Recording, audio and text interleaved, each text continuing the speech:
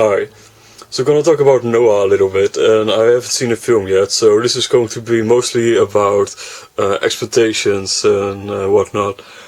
And we'll see how it holds up. So let me get the following straight. First and foremost, I'm very excited about this movie. I think it's a great thing that there's finally a flood movie with the fucking giants in it, and the Nephilim. I guess.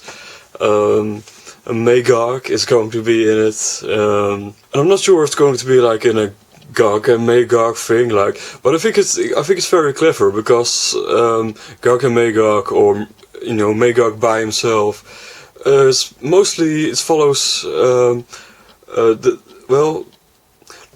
mostly in a apocalyptic narrative.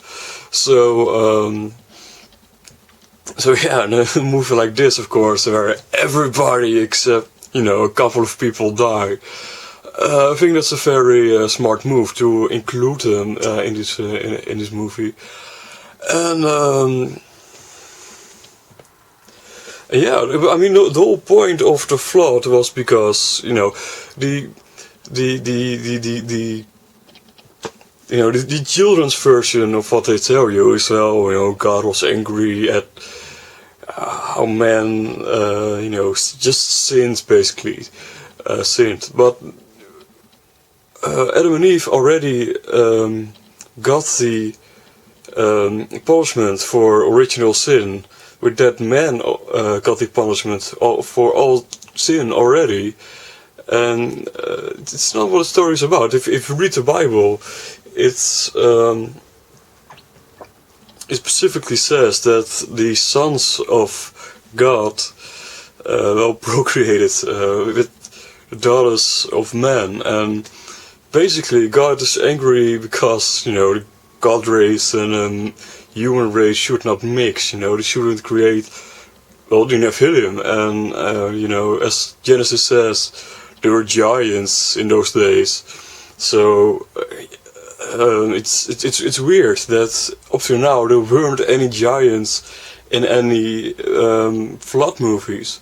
It's not like they weren't in any biblical movies before, with David and Goliath.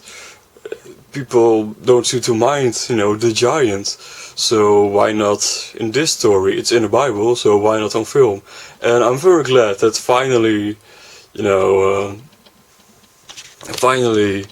it is in a film like this. And from what I understood, they did take some liberties.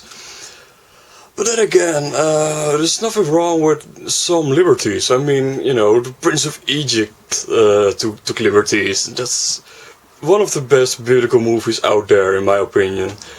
So yeah, I'm very much excited about this film. And of course, Darren Aronofsky, great director, great actors, Jennifer Connelly, Emma Watson, Russell Crowe, of course, Anthony Hopkins. What's not there to be excited about, I would say. So yeah, let's see. Oh man, okay, so I almost forgot about Ark. Ark is apparently going to be in this movie too, so I heard. And I'm excited about that too, because in folklore, Ark is... well, in the Bible he's defeated by the army of Moses, I guess, in Deuteronomy or Numbers or something like that. Yeah, it's post-Exodus, something down there. But according to folklore, he's been around since the days of Noah, since pre-flood even, and since everybody's supposed to die in a flood except of course Noah's family, they take several attempts to explain this, why is Ark alive. And according to some stories, there was this special compartment for him on the Ark, which would be difficult, seeing as how he's a giant.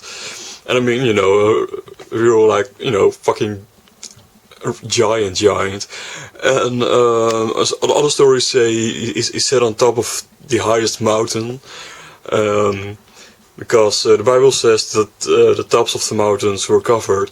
But if the tops are just covered, then technically, if you're a giant and you sit on top of that top, you could still, be above the water.